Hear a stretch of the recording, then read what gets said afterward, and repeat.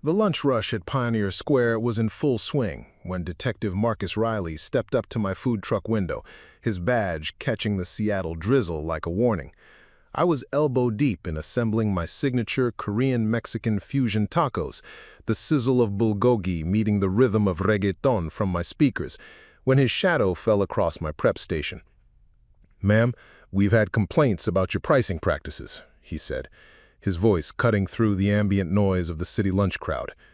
The line behind him, office workers clutching umbrellas, construction crews on their break, students from the nearby university, shifted restlessly, phones out, some already recording. I looked up from the tortilla I was filling with marinated beef, kimchi, and cilantro lime crema. My hands, steady from years of this dance, continued their work even as my heart began its familiar skip-beat rhythm. Maya Chen, 32 years old, owner-operator of Seoul Kitchen on Wheels, about to be humiliated in front of 50 potential customers on what had started as a perfectly ordinary Tuesday in March. "What complaints?" I asked, though I already knew.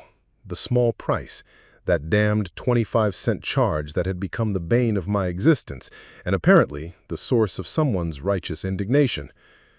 Detective Riley consulted his notepad, a theatrical gesture that made several people in line pull out their phones.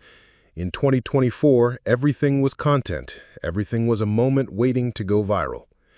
"You're charging customers an additional 25 cents for what they're calling a small price fee. Multiple complaints have been filed with the city's Consumer Protection Office." The woman directly behind him in line, Sarah, a regular who worked at the law firm down the street, stepped forward. "Officer, I can explain." "Detective," he corrected her, then turned back to me. "Ma'am, I'm going to need you to see your business license, your health department permits, and documentation of all fees and charges." The lunch crowd watched like spectators at a tennis match, their attention bouncing between the detective's stern demeanor and my increasingly flushed face. Some were filming now. I could see the little red recording lights dotting the crowd like electronic fireflies. This was how businesses died in the modern world, not from bad food or poor service, but from viral videos and social media pile-ons. I wiped my hands on my apron, the one my daughter Emma had decorated with fabric paint 2 summers ago, little Korean fans and Mexican marigolds dancing across faded black cotton. The apron felt like armor now, thin protection against whatever was coming next. "The 25-cent charge," I began, my voice steadier than I felt, "covers the cost of the small containers customers request for extra sauce. It's clearly posted on my menu board." I gestured to the hand-painted sign above my window, where Emma had helped me letter each price in careful, artistic script. Detective Riley squinted at the menu board. The rain was picking up, turning the March air crisp and electric. Steam rose from my griddle, carrying the scent of garlic, ginger, and caramelized onions into the crowd. Despite the tension, several people were still clutching their stomachs, their lunch plans hanging in the balance. Seoul Kitchen Fusion Tacos, $8. Kimchi Fried Rice Bowl, $9. Bulgogi Burrito, $10. He paused, scanning the smaller text at the bottom. Additional sauce containers, 25 cents each. "That's reasonable," called out James, another regular, a contractor who usually ordered 3 tacos and asked for extra gochujang sauce on the side. "Maya's portions are huge, and the sauce containers cost money." But Detective Riley was already writing in his notepad, the scratch of his pen audible even over the city noise. "I'm going to need you to provide documentation showing the actual cost of these containers, proof that this charge represents a reasonable markup, and evidence that customers are properly informed of this fee before purchase." The crowd was getting restless. Some people were leaving, their lunch break ticking away, their hunger overriding their curiosity about my legal troubles. Others pressed closer, sensing drama, sensing content for their social media feeds. I could already imagine the headlines: "Food truck owner scams customers with hidden fees," or "Local business exploits hungry workers with sneaky charges." Marcus, and I should call him Detective Riley, but he'd introduced himself as Marcus when he first started coming to my truck 3 months ago, back when he was just another customer who loved my kimchi quesadillas. Marcus was transforming before my eyes from a familiar face into the embodiment of bureaucratic authority. "The thing is," I said, reaching under my counter for the accordion file where I kept my business documents, "I've been operating this way for 3 years. The health department, the city licensing office, the small business administration, everyone has signed off on my pricing structure." The file was worn at the edges, stuffed with permits and receipts and insurance documents, and the small archaeology of a business built from scratch. My fingers found the health department inspection report from 2 months ago, a perfect score, and the business license renewal from January. Everything legitimate, everything above board. "Ma'am," Detective Riley said, and the formality stung. 3 weeks ago, he'd been telling me about his daughter's soccer games while eating my bulgogi bowl. "The complaints specifically mention that you're not clearly disclosing this fee to customers until after they've already committed to their order." "That's not true," Sarah interjected, her lawyer instincts kicking in. "I come here twice a week. Maya always asks if I want extra sauce containers, and she always mentions the charge. I've seen her do it hundreds of times." But even as Sarah defended me, I could see the doubt creeping into the faces of strangers in the crowd. In the court of public opinion, the accusation was often more powerful than the defense. Someone in the back was already typing furiously on their phone, probably crafting the first social media post that would set the narrative in motion. The rain was coming down harder now, creating a drumbeat on my truck's metal roof. The scent of wet concrete mixed with the aromatic spices from my kitchen, creating the distinct perfume of Seattle, part Pacific Northwest, part international fusion, part something entirely new. "I need to make a call," Detective Riley announced, pulling out his phone. "I'm going to have someone from the Consumer Protection Office come down here to investigate these claims." The crowd began to disperse at that announcement. Lunch breaks don't wait for investigations, and people needed food more than they needed drama. But I could see several of them filming as they walked away, their phones held high, capturing the image of my truck surrounded by official scrutiny. Emma would be getting out of school in a few hours. She usually stopped by the truck before heading to her after-school job at the tutoring center, grabbing a snack and updating me on her day. How would I explain this to her? How would I explain that the business we'd built together, the dream we'd painted on the side of a used Ford van, might be crumbling because of a 25-cent charge for sauce containers? My phone buzzed in my pocket. Probably Tom, my ex-husband, who somehow always found out about my troubles before I had a chance to process them myself. Or maybe it was my supplier, wondering about my weekly order. Or perhaps it was the first journalist alerted by social media to the story of the food truck owner who was scamming her customers. Detective Riley was still on his phone, his back turned to me, his voice low and official. The rain continued its steady percussion on the truck's roof, each drop a reminder that time was moving forward, that decisions were being made, that consequences were accumulating like storm clouds over Pioneer Square. I looked at the half-assembled taco still sitting on my prep counter, the bulgogi cooling, the kimchi losing its perfect crunch. In a few minutes, it would be inedible, a small waste that somehow felt symbolic of larger losses to come.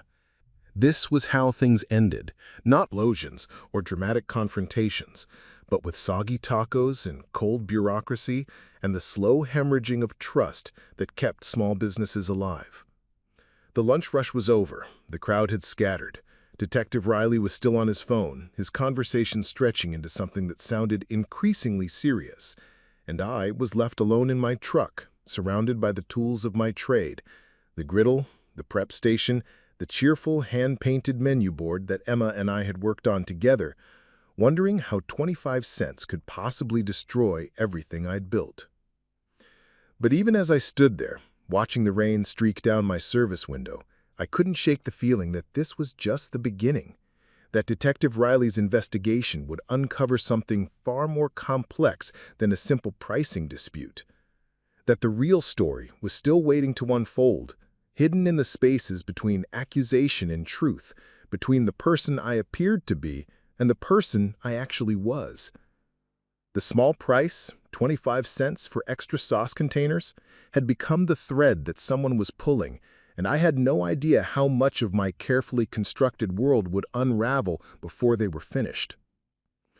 The investigation began the next morning at 6:47 a.m., when I was still in the pre-dawn quiet of my kitchen preparing banchan, the small side dishes that would elevate my lunch offerings from good to extraordinary. My apartment above the Pike Place Market smelled like sesame oil and fermented vegetables, like the convergence of my grandmother's soul kitchen and my own American dreams. Emma was still asleep in her room, her senior year textbooks scattered across her desk like fallen soldiers after a long battle with AP Chemistry and college English. At 17, she carried herself with the particular confidence of someone who had learned to be self-reliant early on, who had watched her mother build a business from nothing and absorbed lessons about persistence through osmosis. The kimchi I was preparing, napa cabbage, Korean chili flakes, garlic, ginger, fish sauce, and thyme, would spend the next 3 days fermenting, developing the complex tanginess that made my fusion tacos more than just cultural appropriation with good marketing. This was the ritual that grounded me each morning, the meditation of prep work that connected me to something larger than daily profit margins and customer complaints. My phone rang as I was massaging salt into cabbage leaves, my hands stained red from gochujaro. Detective Riley's name appeared on the screen, and I felt my stomach perform that familiar drop and twist that had become my new normal since yesterday's confrontation. "Miss Chen?" His voice was different over the phone, less theatrical, more genuinely concerned. "I wanted to call before you opened today. The Consumer Protection Office received 17 more complaints overnight." 17! The number hit me like cold water. I sat down heavily on my kitchen stool, wiping my hands on a towel that would never be the same color again. 17 complaints about sauce containers? "That's the thing," Marcus said, and I noticed he was using my first name again, his detective persona apparently softer in the morning hours.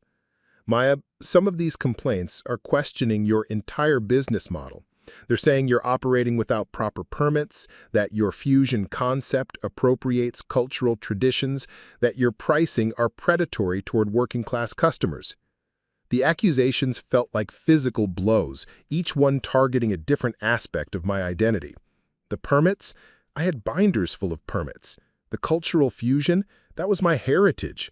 My grandmother's recipes meeting my California childhood, my Korean mother's techniques filtered through my American education. The pricing? I charged less than most food trucks in Seattle, kept my margins thin so that construction workers and students could afford to eat well. "Marcus," I said, using his first name deliberately, "you've been eating my food for months. You know I'm not scamming anyone." The silence stretched long enough that I wondered if the call had dropped. Then, "I know that, but this isn't about what I know anymore. There's a social media campaign gaining momentum. #FoodTruckScam is trending locally. Someone created a Facebook group called Overcharged in Seattle that already has 300 members.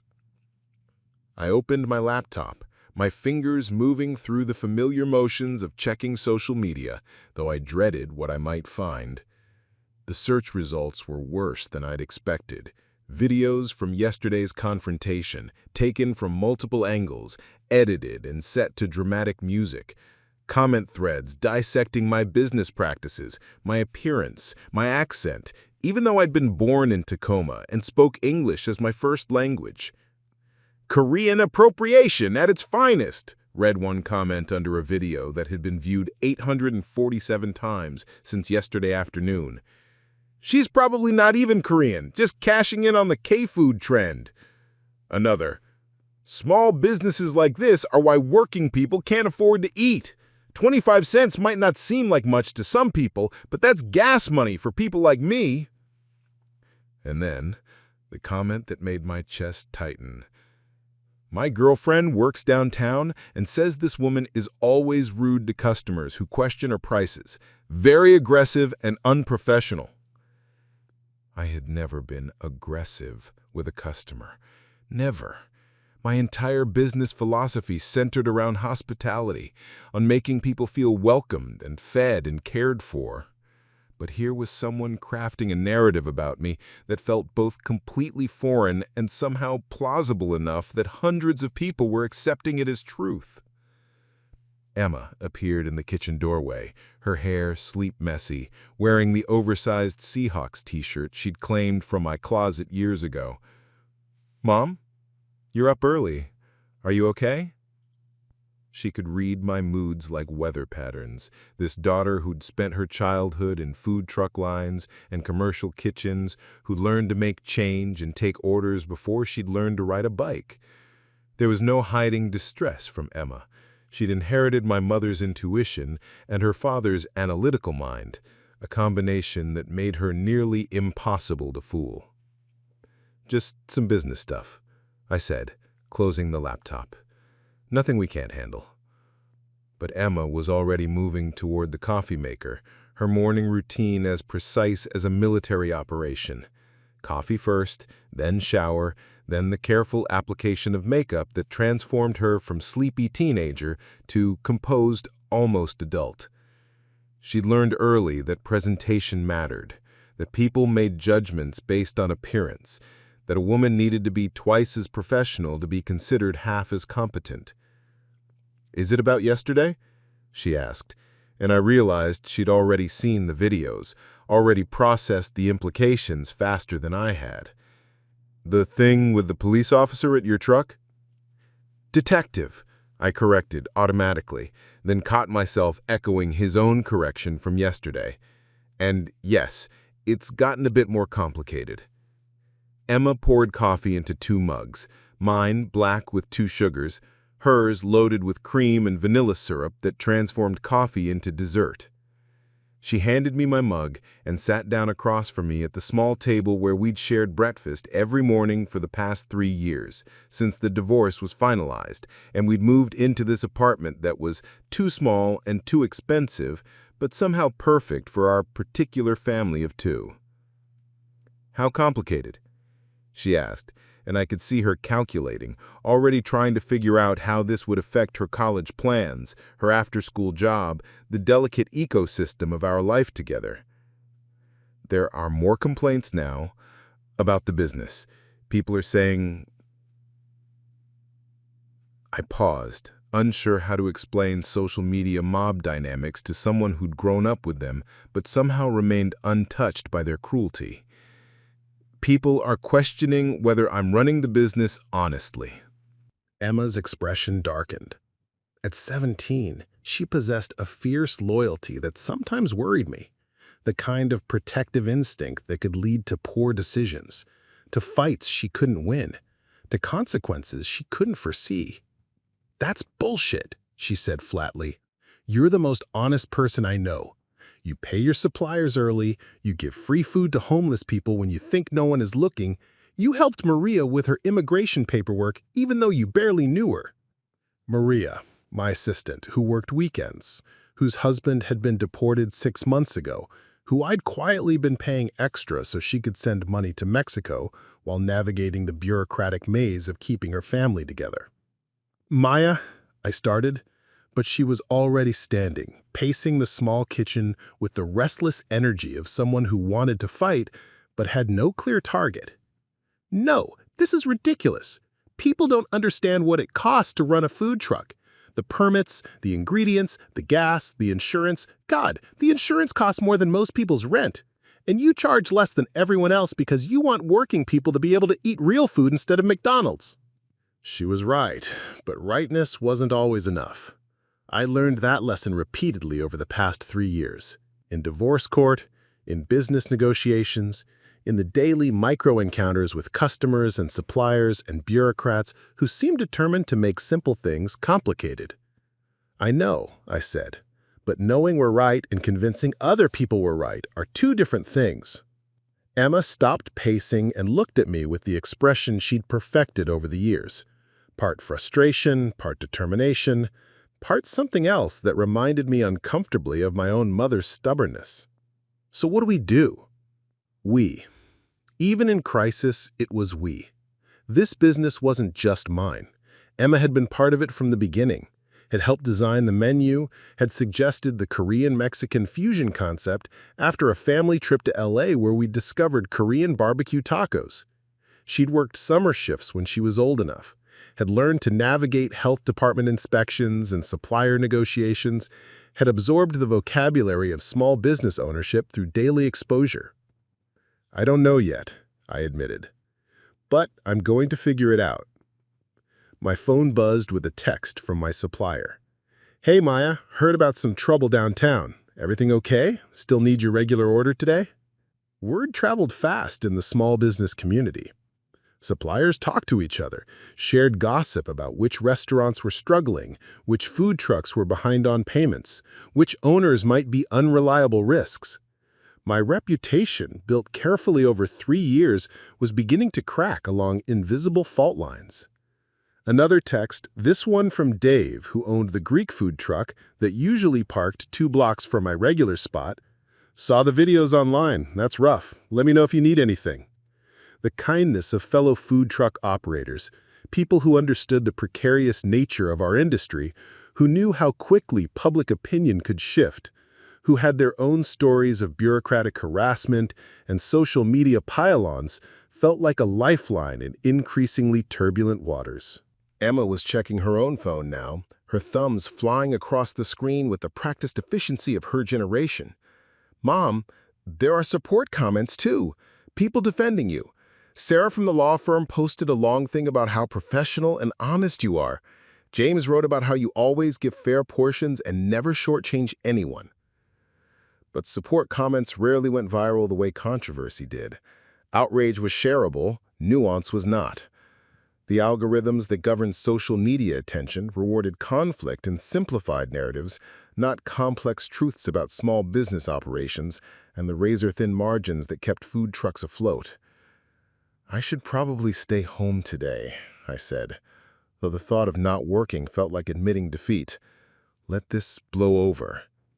"Absolutely not." Emma's voice carried the authority of someone who'd inherited both her mother's stubbornness and her father's strategic thinking. "You stay home, people will assume you're guilty of something.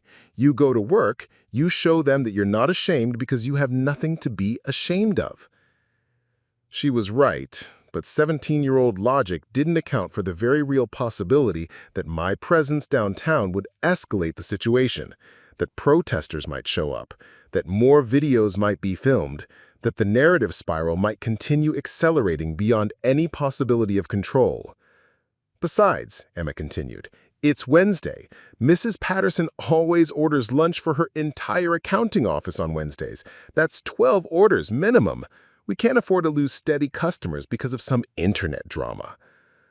Mrs. Patterson, a woman in her 60s who'd discovered my truck during its first month of operation and had been single-handedly keeping me in business ever since with her weekly office orders.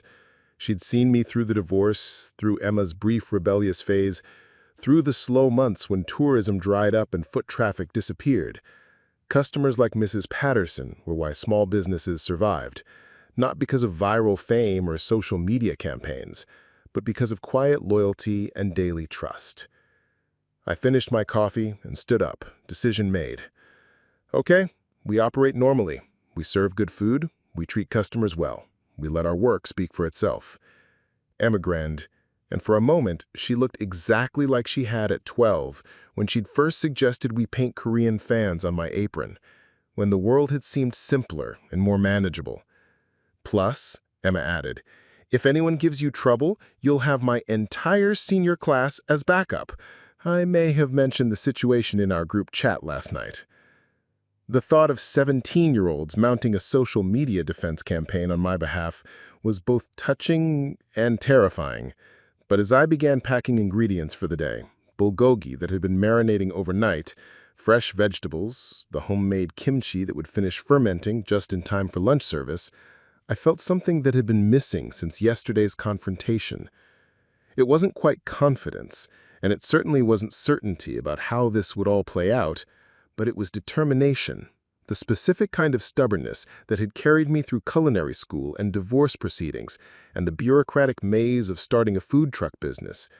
the kind of persistence that my grandmother had demonstrated when she'd left everything behind in Seoul to build a new life in America, that my mother had shown when she'd worked 3 jobs to put herself through nursing school. Whatever was happening to my business, whatever forces were aligning against me, I would meet them with the same weapons I'd always used: good food, honest dealing, and the quiet confidence that comes from knowing exactly who you are and what you stand for, even if the rest of the world seemed determined to convince me otherwise. The morning rush at Pioneer Square started normally enough. Construction workers grabbing breakfast burritos, office employees clutching coffee like lifelines, the familiar rhythm of a food truck feeding a city. But by 10:30 a.m., I could sense something shifting in the atmosphere, the way air pressure changes before a storm. Detective Riley appeared at my window during the brief lull between breakfast and lunch rushes, but this time he wasn't alone. Behind him stood a woman in a severe gray suit, her hair pulled back so tightly it seemed to stretch her features, and a younger man with a clipboard who kept glancing around as if documenting everything for future reference. "Miss Chen," Detective Riley said, his voice carefully neutral, "this is Angela Morrison from the Department of Consumer Affairs and David Park from the City Health Department. They need to conduct some inspections." Angela Morrison stepped forward, her smile as thin as paper. "Miss Chen, we've received numerous complaints about your business practices. I'm here to verify that you're in compliance with all city regulations regarding pricing disclosure and consumer protection standards." David Park consulted his clipboard.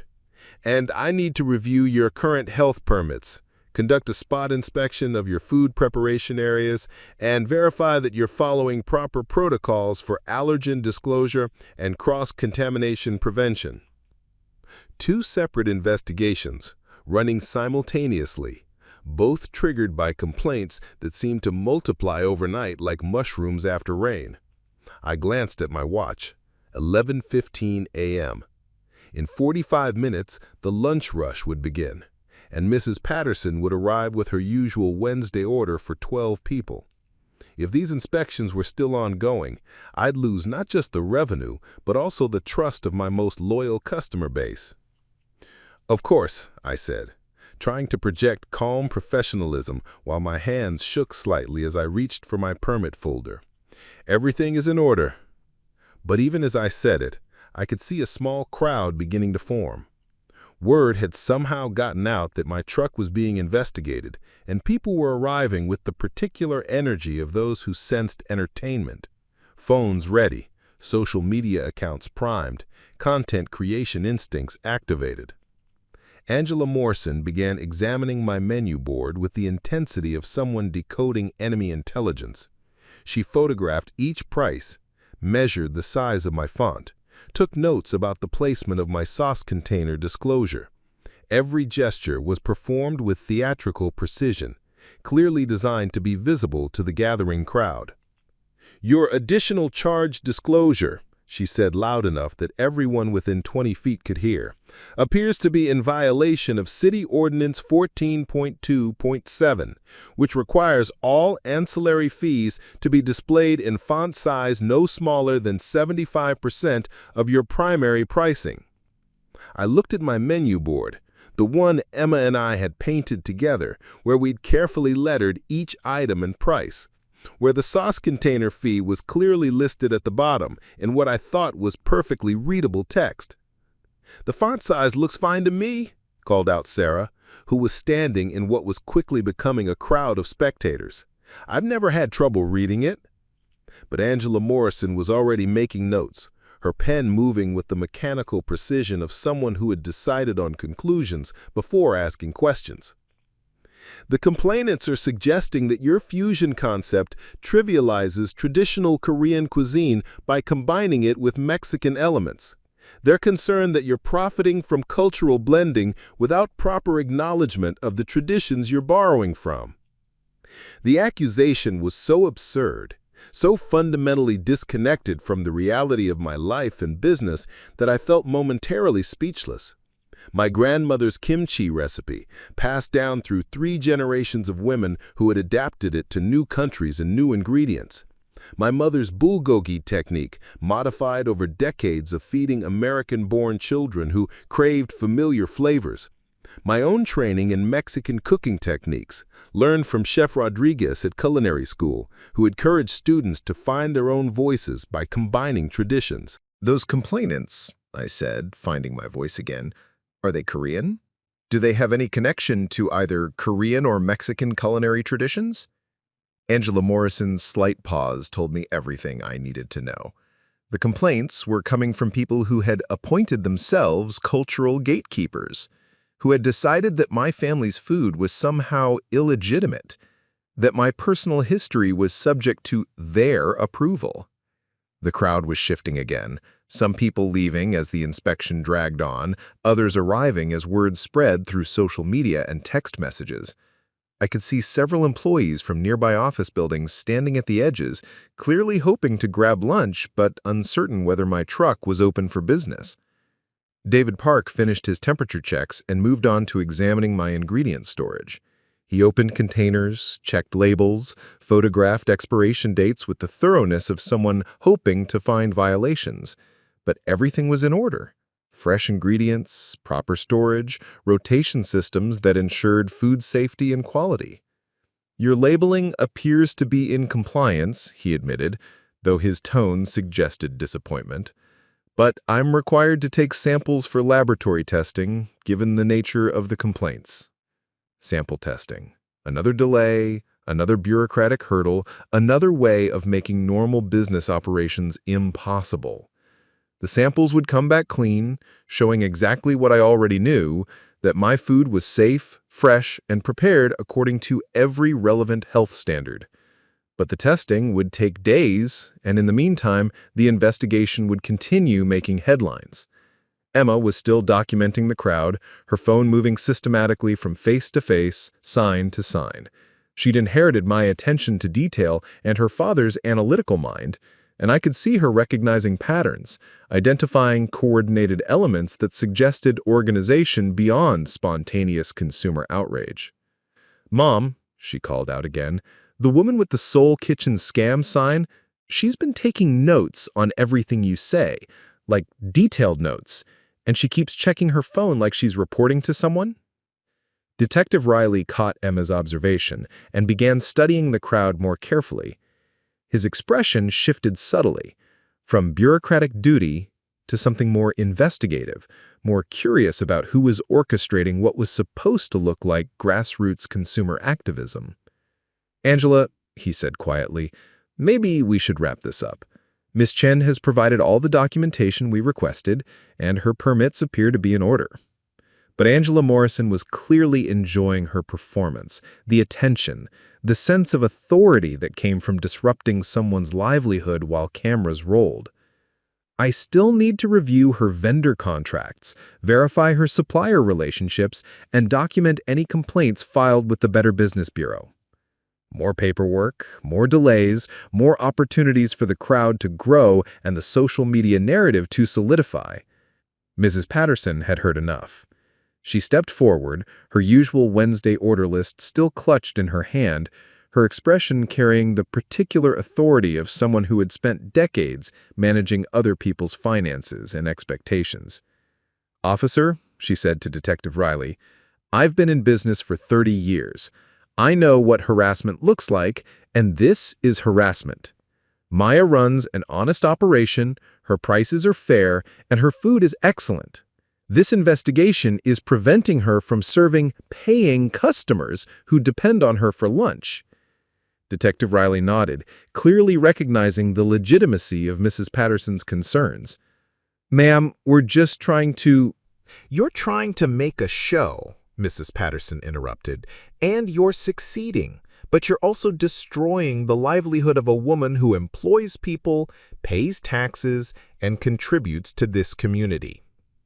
The crowd murmured at that, some people nodding in agreement, others checking their phones to see if the confrontation was worth live streaming. The dynamics were shifting again, the narrative becoming more complex as supporters and critics began engaging with each other instead of simply observing official proceedings. James, my construction worker regular, had been joined by several of his co-workers, men in hard hats and safety vests, who looked increasingly irritated by the delay in their lunch service.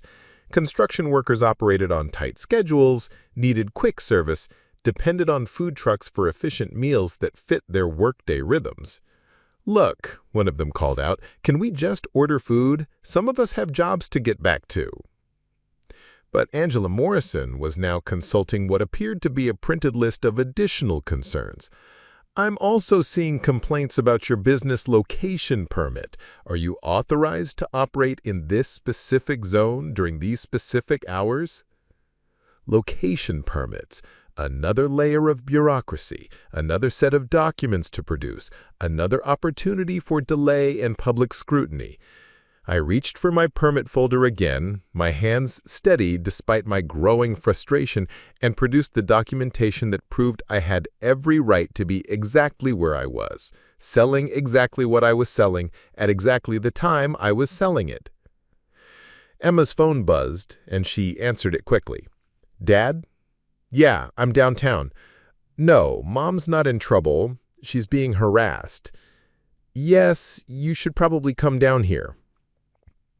Tom, my ex-husband, Emma's father, the man who had supported my decision to start the food truck business even as our marriage was falling apart, a corporate lawyer who understood bureaucratic harassment, who had connections in city government, who could navigate the kind of legal complexity that was beginning to emerge from what had started as a simple complaint about sauce container fees.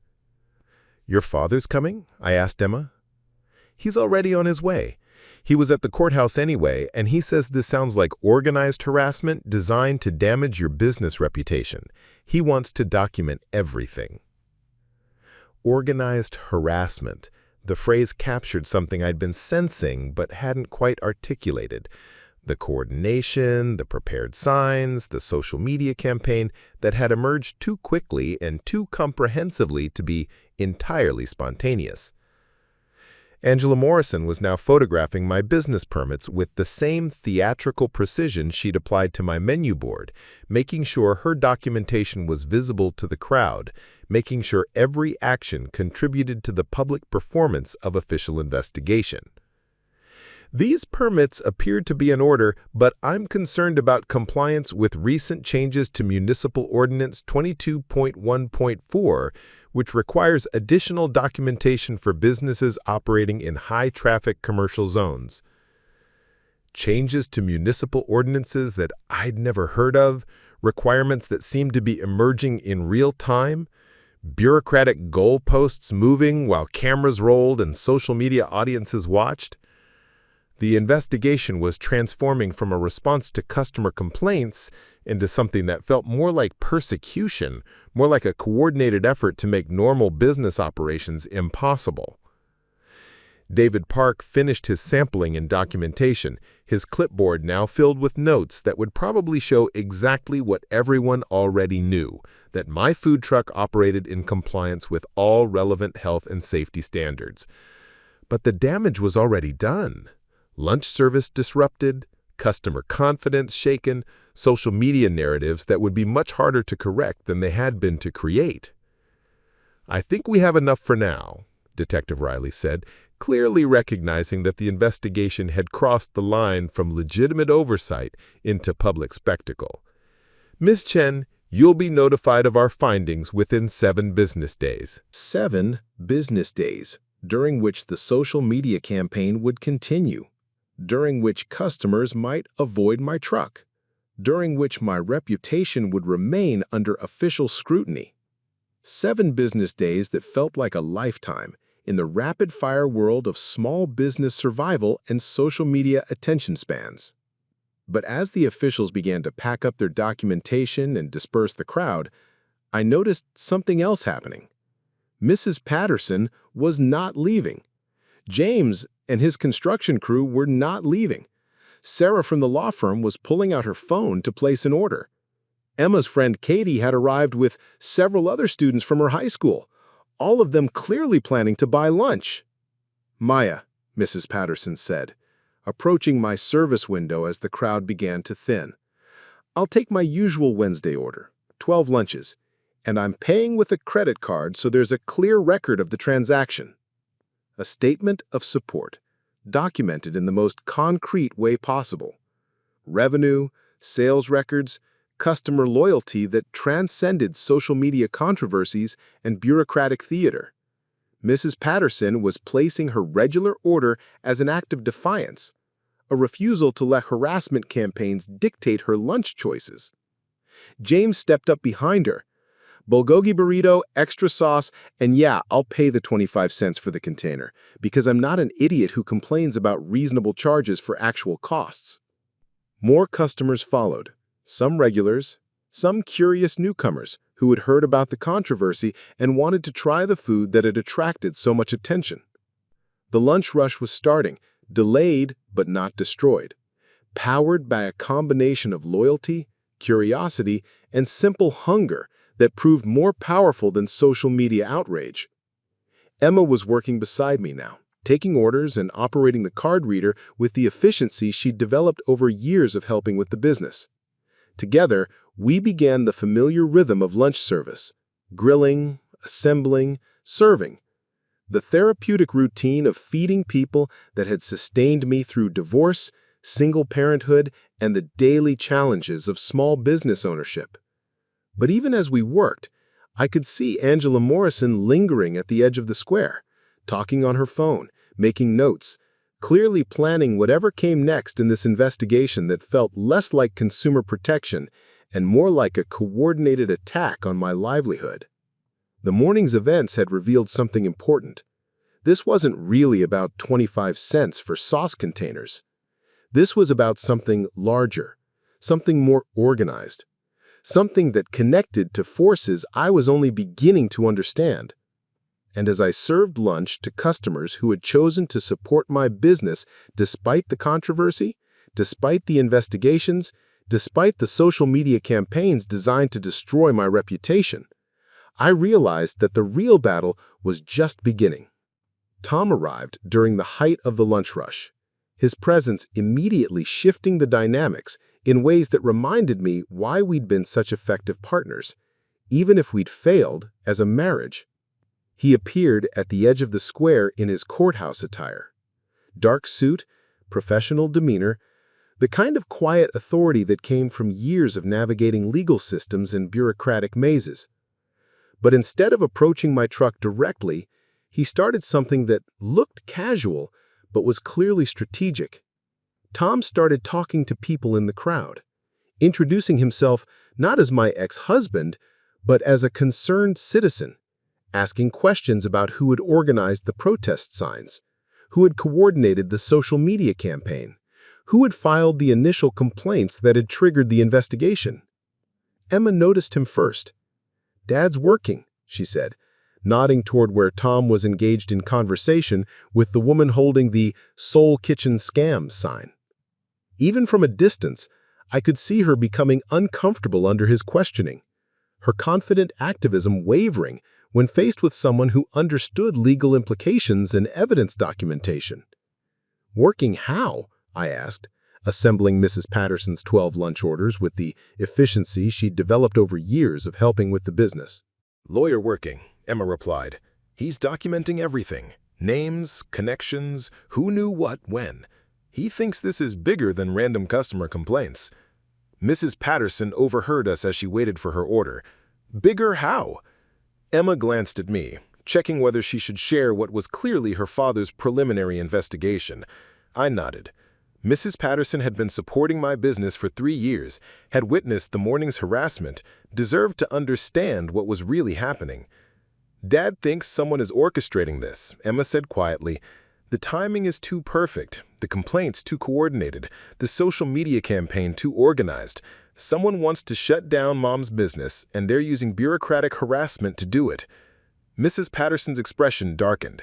She had spent 30 years managing finances for small businesses, had seen economic warfare disguised as consumer protection, had witnessed coordinated campaigns designed to eliminate competition or clear valuable real estate. Who would want to shut down a food truck, she asked. That was the question that had been nagging me all morning. I wasn't large enough to threaten major restaurant chains, wasn't located in an area where real estate development was driving out small businesses, wasn't involved in any kind of controversy that would attract political attention.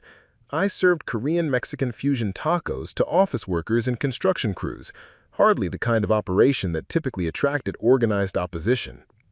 Tom was moving through the crowd systematically now, his legal training evident in the way he approached each conversation, gathered information, documented responses. I could see him taking notes on his phone, photographing signs and protesters, building what looked like a case file for something that had started as complaints about sauce container fees. James, the construction worker who always ordered the bulgogi burrito with extra sauce, was watching Tom's investigation with interest. "You know," he said as I handed him his lunch, "that woman with the scam sign, she was here yesterday too, before the cops showed up. She was talking to people in line, asking questions about your prices, taking pictures of your menu board." Yesterday. Before Detective Riley had appeared, before the official complaints had been filed, before the investigation had begun, someone had been gathering intelligence, preparing the ground, setting up what was supposed to look like spontaneous consumer outrage. "Did you see who she was talking to?" I asked. "A couple of people I didn't recognize, but also that guy." He pointed to David Park, the health department inspector who was still documenting my truck even though his inspection had officially concluded. David Park, who was supposed to be a neutral city employee, responding to complaints, not someone coordinating with protesters the day before the investigation. Emma was serving the last of Mrs. Patterson's order when Tom approached the truck, his expression carrying the particular intensity that I remembered from his most complex legal cases. "Maya, we need to talk. Tonight. This isn't what it appears to be." But before I could respond, Detective Riley returned, this time accompanied by someone new, a woman in an expensive suit whose presence immediately commanded attention from everyone in the square. "Ms. Chen, this is Victoria Sterling from Sterling Development Group. She's requested a meeting with you regarding a business proposition." Victoria Sterling, tall, blonde, radiating the kind of confidence that came from wielding serious money and political connections. She approached my service window with the smile of someone who was accustomed to getting what she wanted, whose presence at a food truck investigation suggested coordination at levels I was only beginning to understand. "Ms. Chen," she said, her voice carrying easily across the square, "I've been following your situation with great interest. Sterling Development specializes in helping small businesses navigate regulatory challenges and expand their operations. I'd like to discuss some opportunities that might resolve your current difficulties." Opportunities. The word hung in the air like a threat disguised as assistance, like an offer that was really an ultimatum, like salvation that came with strings attached. "What kind of opportunities?" I asked, continuing to work, continuing to serve customers, refusing to be drawn into whatever performance Victoria Sterling was orchestrating for the crowd's benefit. "Real estate development," she replied, pulling out a folder thick with documents. "The Pioneer Square area is undergoing significant renovation. Current small business operators have the opportunity to relocate to new facilities that better serve both their needs and the community's development goals."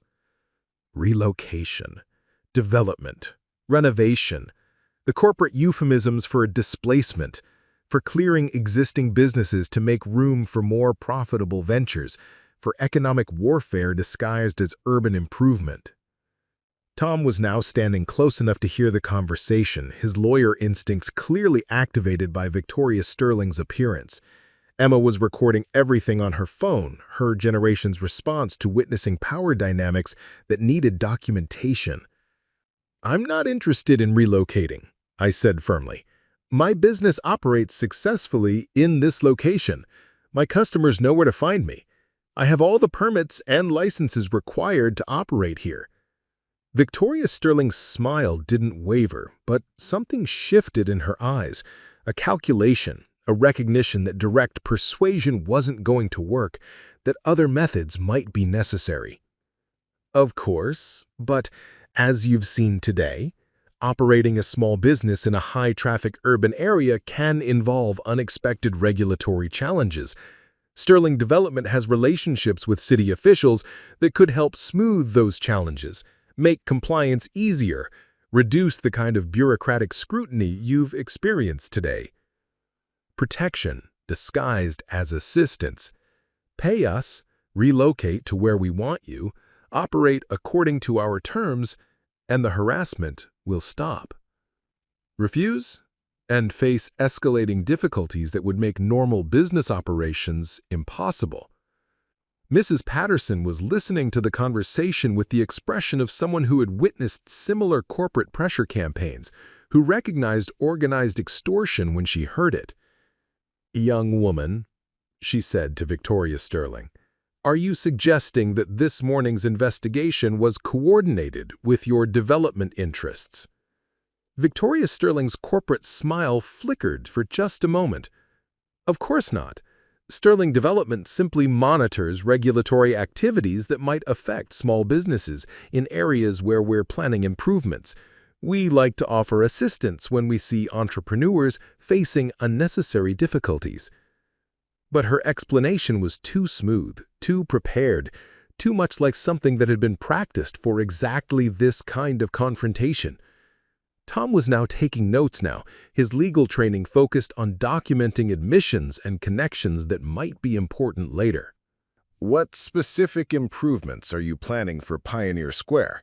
he asked, introducing himself as my legal counsel, though we both knew his role was more complicated than that simple description suggested. Victoria Sterling consulted her folder. "Mixed-use development. Retail spaces, office buildings, residential units, the kind of comprehensive renovation that brings jobs and tax revenue to the community while preserving the area's historic character.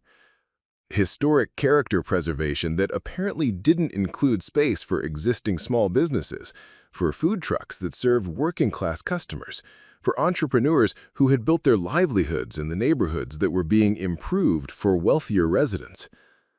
And the current businesses?" Tom continued. "The food trucks, the small retail shops, the services that actually serve the existing community." Sterling Development believes in transition assistance, helping existing operators find new locations that better serve their business models while making room for improvements that benefit the broader community. Emma was still recording, but I could see her expression changing as she listened to the conversation, as she began understanding the forces that were aligned against our small family business, as she realized that this morning's investigation was just the opening move in a much larger campaign. Detective Riley was listening too, and I could see him recognizing something he probably hadn't understood when he'd first been called to investigate complaints about sauce container fees. This wasn't about consumer protection. This was about economic development, about clearing existing businesses to make room for more profitable ventures.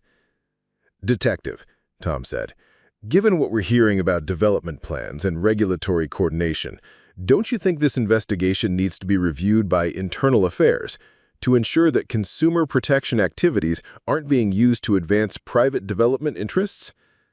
Detective Riley looked uncomfortable, caught between his duty to investigate legitimate complaints and his growing recognition that he might have been manipulated into serving corporate interests rather than community protection. "I'll need to consult with my supervisor," he said carefully. "The investigation was initiated by citizen complaints, but if there are questions about coordination with development activities..." Victoria Sterling was already closing her folder, clearly recognizing that the conversation had moved beyond her control, that Tom's legal background and Detective Riley's growing suspicion were creating complications she hadn't anticipated. "Miss Chen, my offer remains open. Sterling Development could help resolve your regulatory challenges and provide you with a better location for your business. I'd encourage you to consider the benefits of cooperation rather than confrontation." But she was already walking away, her expensive heels clicking against the concrete, her corporate confidence intact despite the setback. As she left, I noticed David Park, the health department inspector, checking his phone and then following her departure. His official business apparently concluded at exactly the moment Victoria Sterling's recruitment effort had failed. The crowd was dispersing now, the protesters drifting away as if their purpose had been accomplished, their signs and cameras no longer needed for whatever performance they'd been staging. But my regular customers remained. Mrs. Patterson with her weekly order, James and his construction crew, Sarah from the law firm, Emma's friends from high school who had arrived to show support. Maya, you need to understand what you're up against. I've seen this before. Development companies identify small businesses in areas they want to control, then use regulatory harassment to pressure them into selling or relocating. It's legal, it's effective, and it's happening all over Seattle. Tom was documenting everything on his phone. Names, connections, admissions, the timing of events that suggested coordination between city officials and private development interests. His lawyer instincts were fully activated now, recognizing a pattern of behavior that probably violated several laws regarding abuse of governmental authority and interference with legitimate business operations. The question, he said, is why they want this specific location. A single food truck space isn't valuable enough to justify this kind of coordinated pressure campaign. There's something bigger happening here. Something that makes your small business a threat to their plans. Emma was checking her phone, scrolling through social media posts about the morning's events, tracking the narrative that was emerging from the investigation and the protest and Victoria Sterling's appearance. "Mom," she said, "look at this. The Soul Kitchen scam hashtag is being promoted by accounts that also post about Pioneer Square development, luxury housing, and something called the New Seattle Initiative. This isn't random customer complaints. This is organized corporate activism." Organized corporate activism. The use of social media campaigns and consumer protection complaints to advance business development goals, to clear obstacles to profitable ventures, to eliminate competition through bureaucratic harassment rather than market competition. The lunch rush was ending, but instead of my usual post-service satisfaction, I felt the weight of understanding what I was really facing. This wasn't about sauce container fees or cultural appropriation or health department compliance. This was about someone wanting my location for purposes that required my absence, about economic forces that saw my small business not as a community asset, but as an obstacle to more profitable plans. But as I looked around Pioneer Square, at Mrs. Patterson organizing her weekly order, at James and his crew finishing their lunch, at Emma and her friends planning their own social media counter-campaign, at Tom documenting evidence of corporate overreach, I realized something important. I wasn't alone in this fight. The community that my food truck served, the customers who depended on my business, the family and friends who understood what was really happening, they were all part of a resistance that Victoria Sterling and her development company hadn't anticipated. The morning had revealed the scope of what I was facing, but it had also revealed the strength of what I had to fight with. And as I began cleaning my prep station and planning for tomorrow's service, I knew that the real battle was just beginning. "Miss Chen," the letter began, "Sterling Development Group is pleased to offer Soul Kitchen on Wheels the opportunity to become the flagship location for a regional franchise operation that would preserve your unique culinary vision while providing the resources necessary for significant expansion." I read the letter twice, then read it again, trying to understand how a harassment campaign designed to drive me out of business had transformed into a franchise offer worth more money than I'd ever imagined possessing. The numbers were staggering. $2 million upfront, plus royalties, plus operational support, plus marketing assistance that would make Soul Kitchen a recognizable brand across 3 states. Emma was reading over my shoulder, her 17-year-old mind calculating implications faster than my 32-year-old caution could process them. "Mom, this is incredible. With this kind of money, you could—" She paused, mentally arranging possibilities. "You could pay for my college, buy a house, never worry about slow months or equipment repairs or health insurance costs." She was right. The offer represented security I'd never experienced, freedom from the daily uncertainties that defined small business ownership, resources that could transform not just my life, but Emma's future, her college plans, her freedom to choose careers based on passion rather than financial necessity. But sitting there in our small apartment above Pike Place Market, surrounded by the documents that could change everything, I felt something more complex than gratitude or excitement. The offer felt like a conclusion to a story I hadn't finished writing, like someone else's ending to my own narrative. Tom arrived an hour later, summoned by Emma's text that simply read, "You need to see this." He reviewed the documents with his lawyer's attention to detail, checking clauses and conditions and implications that would have escaped my notice. "It's legitimate," he said after 45 minutes of careful reading. "The money is real, the corporate backing is solid, and the terms are actually quite favorable. You'd retain creative control over menu development, maintain operational authority over the flagship location, and receive ongoing royalties from franchise operations." "But," I asked, because his tone suggested complications despite the favorable terms. "But you'd be operating within a corporate structure that would limit your flexibility, require approval for changes, and tie your business success to decisions made by people who don't understand your customers or your community." The trade-off that defined modern small business survival, independence versus security, creative control versus financial stability, community connection versus corporate efficiency. The offer was generous, but it was also a form of acquisition, a way of incorporating my resistance into the very system I'd been fighting against. Emma was still studying the documents, her analytical mind working through implications and possibilities. "Mom, what if we negotiated? What if we used this offer as leverage to get better terms for staying independent?" Smart daughter, thinking strategically about power dynamics and negotiation possibilities. But even as she spoke, I could see her own conflict. The part of her that wanted the security the money would provide, the college opportunities it would create, the freedom from financial stress that had shaped too much of her childhood. My phone rang as we were discussing options. Detective Riley's name appeared on the screen, and I answered with curiosity, rather than the dread that had characterized our earlier interactions. "Maya, I wanted to call personally to let you know that the investigation has been officially closed. All complaints were found to be without merit, and your business practices are in full compliance with all relevant regulations." Official vindication. 3 weeks too late to prevent the damage, but timely enough to establish the pattern of harassment that Tom had been documenting. The investigation that had started with sauce container fees had concluded with findings that I had been operating exactly as I'd claimed, honestly, legally, and in service to my community. "Marcus," I said, using his first name deliberately, "thank you for letting me know. But I think we both understand that this investigation was never really about compliance." "I know," he replied, his voice carrying a weight that suggested his own education in the complexities of municipal power and corporate influence.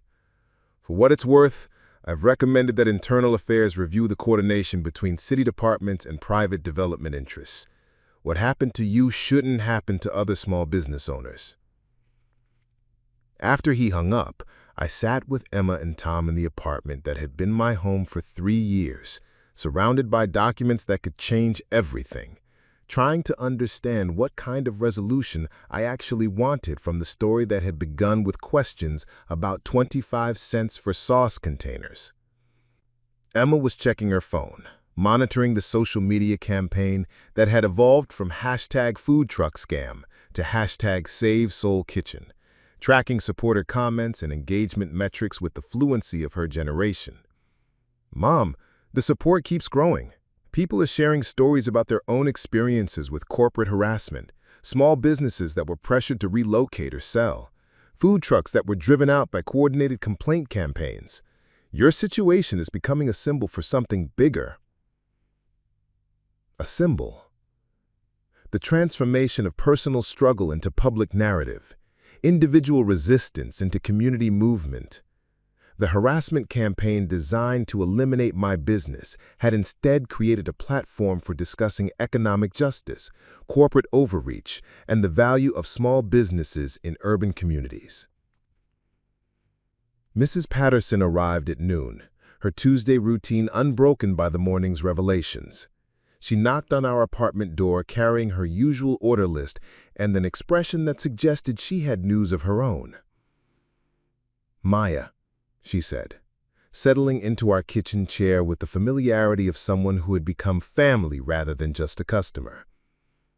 "I've been talking to other business owners in Pioneer Square about sterling development, about harassment campaigns, about the coordinated effort to clear small businesses from the area." She pulled out a folder thick with documents, lease termination notices, regulatory complaints, inspection reports that suggested a pattern of pressure targeting multiple businesses across the neighborhood. 17 small businesses in the past 6 months. Food trucks, retail shops, service companies, all facing sudden regulatory scrutiny, all receiving offers from sterling development to relocate or sell, all dealing with social media campaigns questioning their legitimacy. The scope was larger than I'd imagined, the coordination more extensive, the economic warfare more systematic. My sauce container fee controversy was just one campaign in a broader effort to reshape Pioneer Square according to corporate development plans that required the elimination of existing small businesses. "What are they doing with the locations?" Emma asked. Mrs. Patterson consulted her notes. "Mixed-use development. Luxury condos, high-end retail, office space for tech companies. The kind of comprehensive renovation that displaces existing communities while creating new ones that can afford higher rents and more expensive services." Tom was reading through Mrs. Patterson's documentation. His legal training recognized patterns of behavior that probably violated multiple laws regarding abuse of government Authority, interference with legitimate business operations, and coordinated harassment campaigns. "This is actionable," he said, "not just your situation, but the entire pattern. 17 businesses with similar experiences, documented coordination between city officials and private developers, evidence of systematic harassment disguised as consumer protection. A class action lawsuit, the legal response to coordinated corporate overreach, the way that individual victims could combine their resources to fight institutional power, the mechanism for transforming personal harassment into public accountability."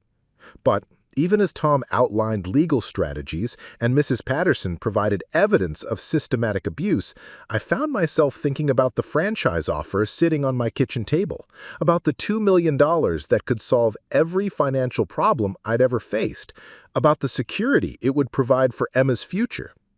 "The thing is," I said slowly, "taking their money might be the smartest choice for my family, even if it's not the best choice for the community." Emma looked up from her phone, her expression carrying the complexity of someone who understood both the appeal of financial security and the cost of corporate capitulation. "Or," she said, "we could use their money to fight them." Tom raised an eyebrow. "How do you mean?"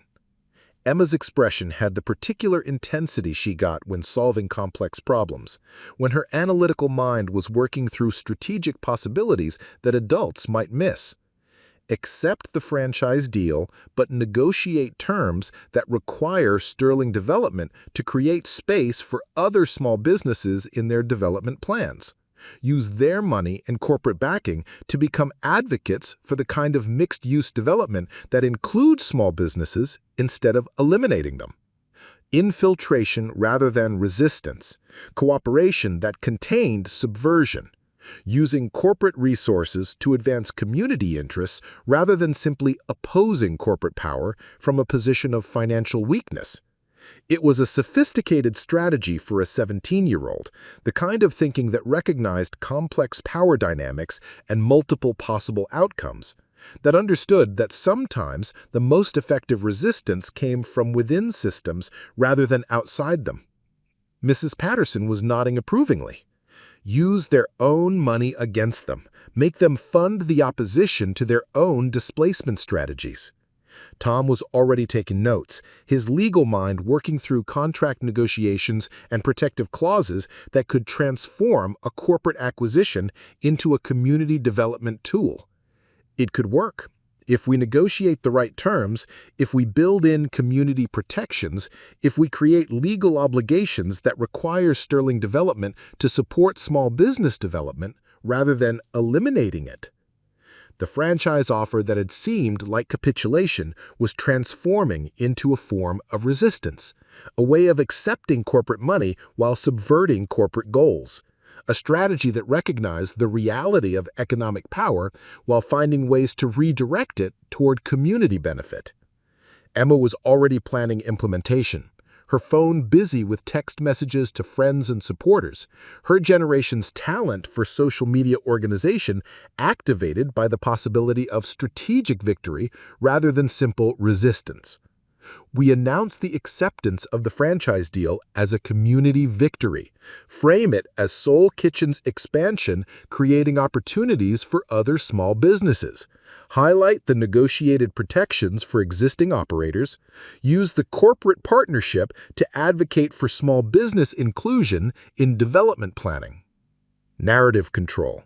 The recognition that public perception was as important as legal contracts, that social media campaigns could support community goals as effectively as they could advance corporate interests, that the story people told about events was often more powerful than the events themselves. Mrs. Patterson was studying the franchise documents. Her financial management experience focused on the details that would determine whether our strategic acceptance could actually deliver community benefits. The key, she said, will be enforcement mechanisms. Sterling development needs to face real consequences if they fail to honor community protection agreements. Otherwise, the contract becomes meaningless corporate public relations. Tom nodded. Binding arbitration, specific performance clauses, financial penalties that make violation more expensive than compliance. We can build community protection into the contract structure itself. As we discussed strategies and possibilities, I realized that the morning's franchise offer had created an opportunity I hadn't expected, the chance to transform a harassment campaign into community organizing, individual victimization into collective power, corporate pressure into small business advocacy. The $2 million wasn't just money anymore, it was leverage. Resources for a fight that had grown beyond my individual business to encompass 17 other enterprises, beyond Pioneer Square to include small business owners across Seattle, beyond economic survival to include questions of community control and corporate accountability.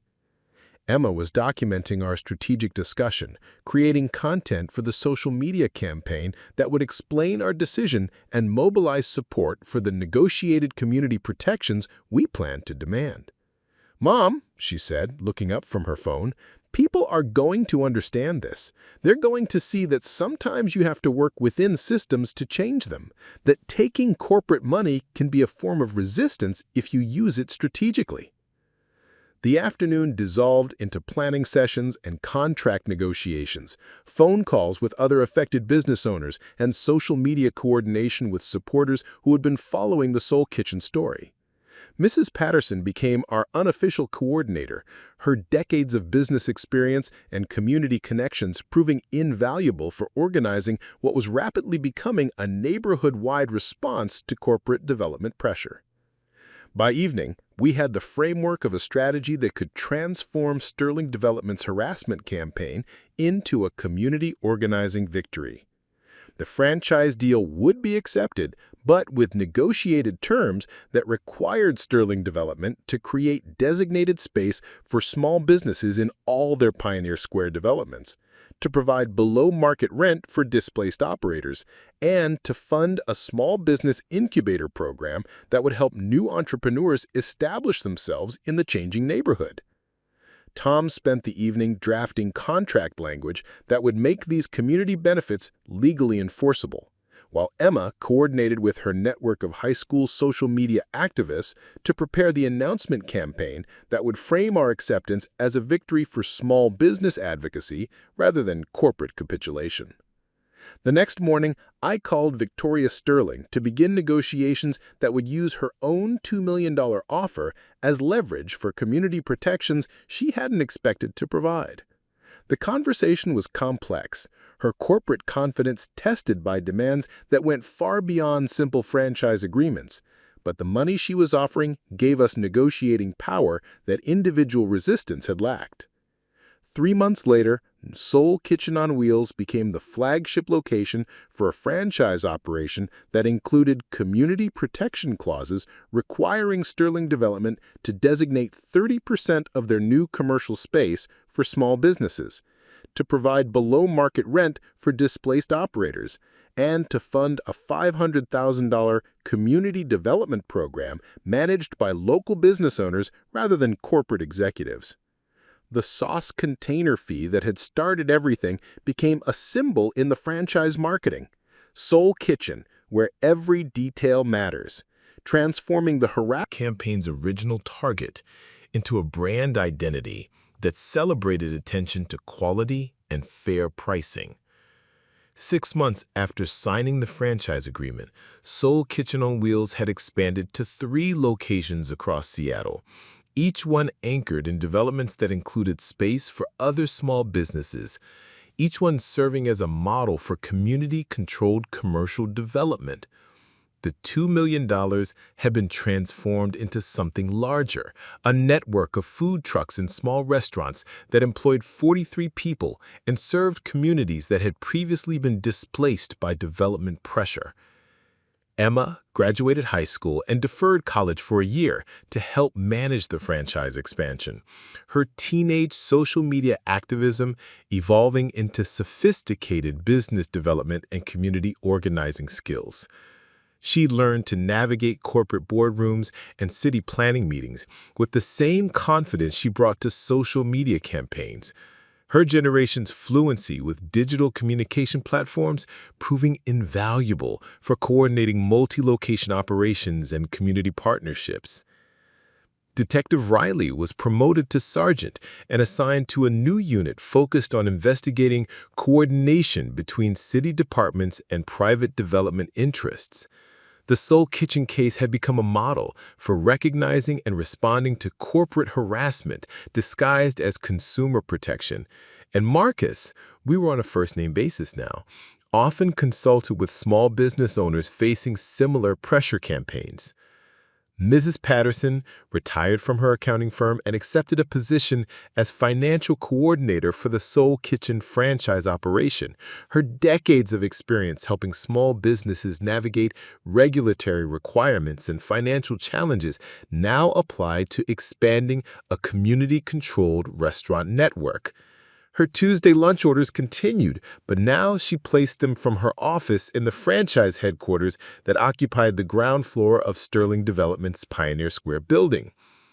Tom remarried, a public defender who specialized in economic justice cases, and their wedding reception was catered by Seoul Kitchen, with Emma managing logistics and me preparing bulgogi tacos for 150 guests in a celebration that felt like a community victory rather than a personal event. The success of our strategic resistance had created space for new possibilities, new relationships, new forms of cooperation that none of us had anticipated when the harassment campaign began. 2 years later, the Seoul Kitchen model had spread beyond Seattle. Franchise locations in Portland, Spokane, and Tacoma anchored community development projects that required corporate developers to include small business space, to provide transition assistance for displaced operators, to fund community organizing rather than simply extracting profit from neighborhood transformation. The 25-cent sauce container fee became a case study in business schools and community organizing workshops, an example of how small regulatory conflicts could reveal larger power dynamics, how individual business harassment could become community resistance, how corporate pressure campaigns could be transformed into advocacy tools through strategic thinking and coordinated response. Emma enrolled in college but continued managing franchise operations remotely, her dual major in business and community development preparing her for leadership roles in the social enterprise sector that was emerging from the intersection of small business advocacy and urban planning. Her high school friends, scattered across universities nationwide, maintained a network of Soul Kitchen supporters who shared stories and strategies about community-controlled development projects in their own cities. 3 years after the franchise launch, Sterling Development Group was acquired by a larger corporation that specialized in community-responsive development, their business model transformed by the success of projects that included small businesses rather than displacing them.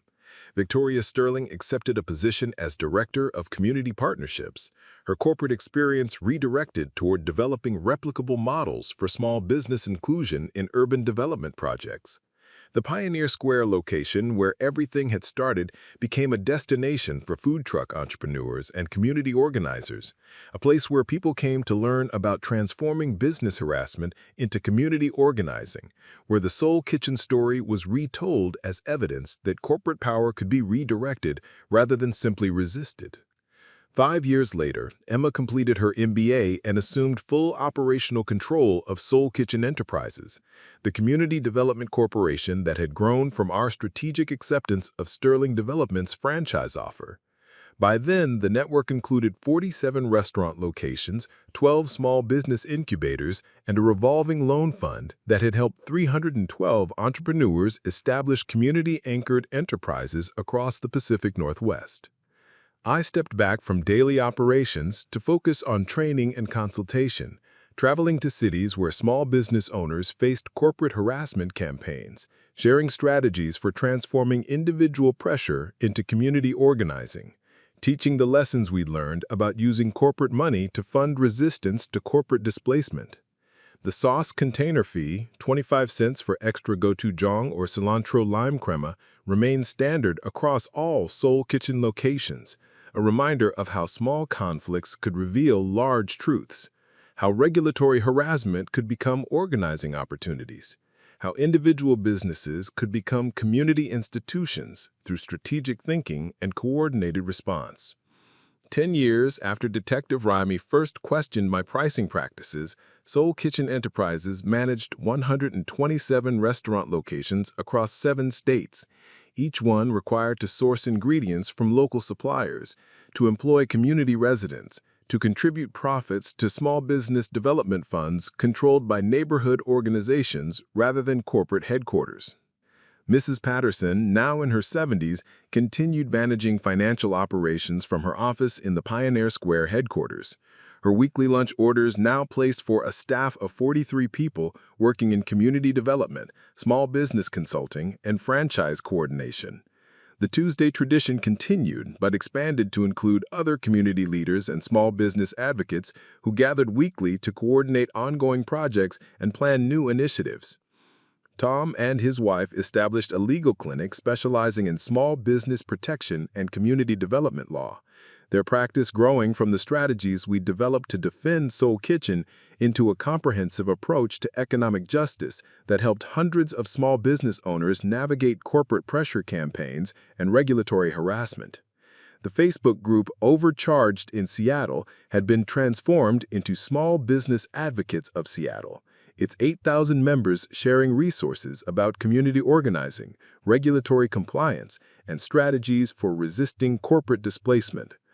The social media campaign that had started as an attack on my pricing practices had become a network for small business mutual aid and community development coordination.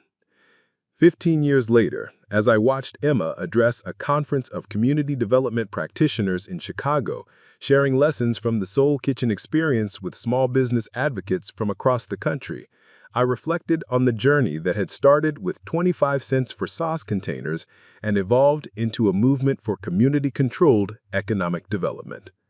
The harassment campaign designed to eliminate my food truck had instead created a model for transforming corporate pressure into community power, individual resistance into collective organizing, small business victimization into regional economic justice advocacy. The $2 million franchise offer that had seemed like capitulation had become seed money for a community development corporation that now managed assets worth over $50 million, all of it dedicated to small business development and community ownership. Emma's presentation concluded with video testimonials from small business owners across the country who'd used Soul Kitchen strategies to resist corporate harassment, negotiate community benefits from development projects, and build networks of mutual support that strengthened local economies against corporate extraction. As the applause died down and conference participants approached Emma with questions about replicating our model in their own communities, I felt something that had been building for 15 years. Not just pride in our success, but recognition that the harassment campaign that had started everything had actually been a gift. An opportunity to discover forms of resistance and community building that we never would have developed otherwise. The sauce container fee that had seemed like the end of my small business had become the beginning of something much larger. A demonstration that corporate power could be redirected through strategic thinking, community organizing, and the careful transformation of defensive responses into offensive strategies for economic justice. 20 years after it all began, Emma was elected to the Seattle City Council on a platform of community-controlled development and small business protection. Her first act was to establish a small business advocacy office funded by corporate development fees, institutionalizing the community protection strategies we'd pioneered through necessity into permanent municipal policy. The Soul Kitchen headquarters in Pioneer Square had become a destination for international delegations studying community development models, a place where the story was retold for audiences from Toronto to Tokyo, where the lessons about transforming harassment into organizing were shared with community advocates facing similar corporate pressure campaigns in their own cities. And every Tuesday, Mrs. Patterson still placed her lunch order, now for the entire city council staff, now delivered by a network of community-owned food trucks that served locally sourced Korean-Mexican fusion to city employees and community organizers working on the next generation of economic justice initiatives that had grown from our strategic response to 25 cents worth of sauce containers. The small price that had almost wrecked my food truck business had instead become the foundation for a community development movement that proved corporate harassment could be transformed into community organizing, individual resistance could become collective power, and strategic thinking could redirect corporate money toward community benefit rather than corporate profit. In the end, the $2 million check from Sterling Development had been just the beginning. Seed money for a movement that demonstrated how small businesses could become community institutions, how regulatory harassment could become organizing opportunities, and how the careful negotiation of corporate offers could create lasting change that benefited entire communities rather than individual enterprises. The story that had started with questions about sauce container fees had become proof that corporate power was not inevitable, that community organizing could redirect even the most sophisticated pressure campaigns, and that strategic resistance could transform defensive responses into offensive victories for economic justice. Subscribe to Soul Kitchen Stories, where silence is never forgotten.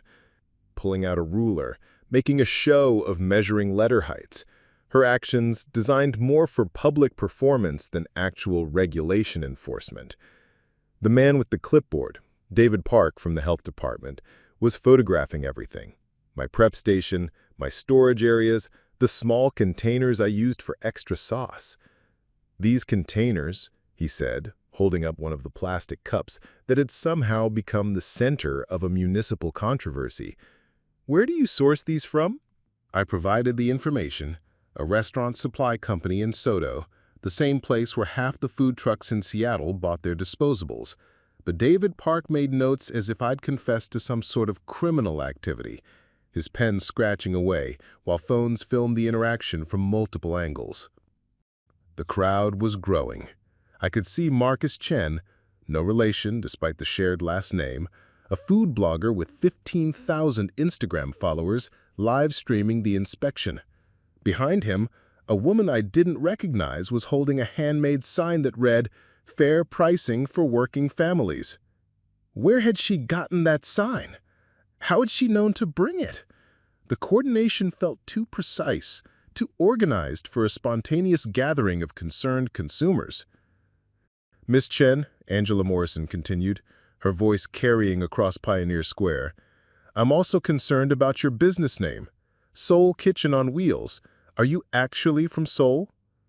The question hit me like a physical blow. I was born in Tacoma General Hospital 32 years ago to parents who had immigrated from Korea in the 1980s. My mother had worked as a nurse while my father managed a small grocery store, and they'd raised me and my younger brother with equal measures of Korean tradition and American ambition. But standing there, surrounded by officials and cameras and people I'd never seen before who seemed to have already decided I was guilty of something, I felt the familiar weight of having to prove my authenticity, my right to claim my own heritage. "I was born in Tacoma," I said, my voice steady despite the surreal nature of having to justify my identity to a city bureaucrat. "But my grandmother was from Seoul. The recipes I use—" "So you're not actually from Seoul," Angela Morrison interrupted, making another note. "That could constitute false advertising under Municipal Code 18.4.2. The crowd was murmuring now. Phones tilted at various angles, the live stream comments probably flowing like a digital river of judgment and speculation. I could see Emma's friend Katie in the growing crowd. She must have texted Emma, who was supposed to be in AP Chemistry right now, but was probably already on her way downtown. James, my regular customer who worked construction and always ordered the bulgogi burrito with extra sauce, pushed forward. "This is ridiculous. Maya's been serving the best Korean food in downtown for 3 years. Everyone knows she's legit." But his voice was drowned out by Angela Morrison, who was now questioning David Park about my health permits in a voice clearly designed to carry. "And these storage temperatures, are they being maintained within regulation parameters?" David Park consorted his clipboard again. "I'll need to verify that with a spot check. Ms. Chen, I'm going to need you to open all your refrigeration units and provide temperature logs for the past 30 days. Temperature logs that I dutifully maintained, that had passed every previous inspection, that demonstrated exactly the kind of careful attention to food safety that separated legitimate food service operations from fly-by-night operations.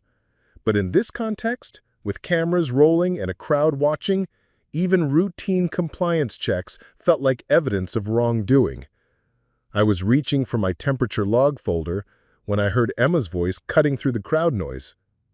Excuse me, that's my mother's truck you're harassing." Emma appeared at the front of the crowd, still in her school clothes, her backpack slung over one shoulder, and her expression carrying the particular fury of someone who'd inherited both my protective instincts and her father's talent for confrontation. "Emma," I called out, "you should be in school." "School can wait," she replied, positioning herself between me and Angela Morrison with the fearless confidence of someone who hadn't yet learned that authority figures could be cruel for no reason. "These people are treating you like a criminal over 25 cents for sauce containers?" Angela Morrison turned her attention to Emma, and I could see her calculating, trying to determine whether this 17-year-old represented an opportunity or a threat. "Young lady," she said in a tone that was probably meant to be authoritative, but came across as condescending, "this is an official city investigation. You can't interfere with—" "I'm not interfering with anything," Emma shot back. "I'm asking why my mother's being treated like she's running a drug operation when she's trying to serve lunch to people who work for a living." The crowd was fully engaged now, the dynamic shifting from simple curiosity to something more complex. Some people were nodding in agreement with Emma, others were filming her confrontation with the city official, and still others seemed to be taking notes for social media posts that would probably be online before the lunch rush ended. Detective Riley, who had been standing quietly throughout the inspections, finally stepped forward. "Angela, maybe we should move this to a less public setting. Ms. Chen has been cooperative and—" "The inspection needs to be thorough," Angela Morrison interrupted. "Given the number of complaints we've received, we need to ensure full compliance with all relevant ordinances." But even as she spoke, I could see her eyes tracking the crowd, counting phones, calculating the public relations implications of her performance. This wasn't really about sauce containers or font sizes or temperature logs. This was about something larger, something I was only beginning to understand. Mrs. Patterson appeared at the edge of the crowd, looking confused and slightly irritated. She was carrying her usual Wednesday order list, 12 lunches for her accounting office, written out in her careful handwriting, the regular order that had kept me in business through slow months and seasonal downturns. "Maya, what's going on? Are you open for lunch?" Angela Morrison intercepted her before I could respond. "Ma'am, this food truck is currently under investigation for deceptive business practices. You might want to consider patronizing a different establishment today." Mrs. Patterson's expression shifted from confusion to something harder. She looked at Angela Morrison, then at me, then at the crowd of officials and cameras and amateur social media journalists. "Deceptive practices," she said, her voice carrying the authority of someone who'd been managing other people's finances for 30 years. "I've been ordering from Maya every Wednesday for 3 years. Her prices are clearly posted, her food is excellent, and she's the most honest business owner I've ever dealt with." But Angela Morrison was already moving on, turning her attention to David Park, who is documenting my refrigeration temperatures with the thoroughness of someone building a legal case. The temperature log showed perfect compliance, everything within regulation parameters, every reading documented, every safety protocol followed to the letter. "These readings are acceptable," David Park admitted reluctantly, "but I'm concerned about your cross-contamination protocols. Do you have documentation showing that you've received proper training in allergen management?" More paperwork, more documentation, more proof that I was running a legitimate operation. I provided the certificates, the training records, the insurance documentation that demonstrated that I was exactly what I appeared to be, a small business owner trying to serve good food while following every rule and regulation imposed by various levels of government bureaucracy. But with each document I produced, with each requirement I met, the crowd seemed to grow more restless. Some people were clearly getting bored with the bureaucratic theater, drifting away. But others were settling in, treating the investigation like entertainment, like a real-time reality show being performed for their benefit. Marcus Chen, the food blogger, was providing running commentary for his live stream. So far, the inspection seemed to be finding everything in order, but city officials are clearly taking these complaints seriously. This raises questions about whether small businesses are being held to unrealistic standards or whether consumers have legitimate concerns about pricing transparency. His commentary felt balanced, professional, but I could see how it would be edited later, how sound bites would be extracted, how the nuanced reality of small business operations would be reduced to digestible content for social media consumption. Emma had positioned herself next to Mrs. Patterson, and the two of them were watching the proceedings with matching expressions of disapproval. Emma's phone was out too, but instead of filming the officials, she was documenting the crowd, the signs, the coordination that suggested this wasn't entirely a spontaneous gathering of concerned consumers. "Mom," she called out, "there's a woman over there with a Soul Kitchen scam sign. How did she know to make that sign before the investigation even started?" Good question. How had someone known to prepare protest materials? How had word of the investigation spread quickly enough that people could organize signs and coordinate their arrival at exactly the right time? The logistics suggested planning, organization, someone pulling strings behind the scenes. Angela Morrison was consulting her own phone now, reading what appeared to be a list of additional concerns. "Ms. Chen, I'm also seeing complaints about your food preparation methodology. Specifically, allegations that you're not properly crediting the cultural origins of your fusion dishes. Cultural appropriation accusations, the new frontier of food truck harassment apparently. as if my Korean grandmother's recipes, filtered through my American upbringing and my culinary school training, somehow constituted theft rather than evolution. "These are my family's recipes," I said, my patience finally beginning to fray. "Adapted for a food truck format, combined with techniques I learned in culinary school and ingredients that work well together. That's what fusion cuisine is." But Angela Morrison was already looking back to her phone.